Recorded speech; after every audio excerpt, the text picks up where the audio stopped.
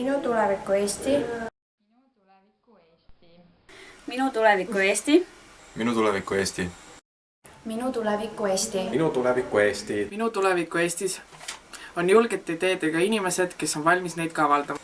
On ilus, puhas, Eesti riigijuhid hoolivad rohkem oma rahvast ja Eesti teed on korras.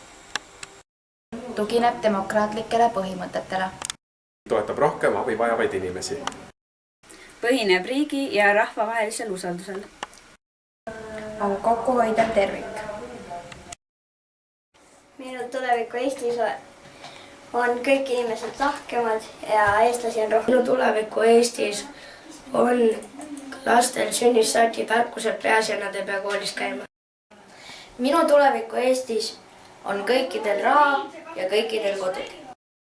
Minu tuleviku Eestis on müügil rohkem komme ja nad on tervislikud. Ma näen tuleviku Eestit 20-30 aasta pärast natuke võib-olla teistmoodi kui teised inimesed. Selles mõttes, et selleks ajaks on raskused majanduses läbitud ja raskused inimeste elus ka läbitud ning algab uus tõusuaeg, kus hoopis teistel väärtustel minnakse elus edasi. On roosa ja helesinine.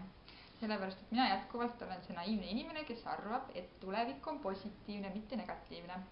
Ma arvan, et Eesti on kindlasti jõudnud paremasse olukorda, kui ta on praegu, aga ma ei arva, et me oleme jõudnud härra Ansipi järgi 5 rikkama riigi hulka.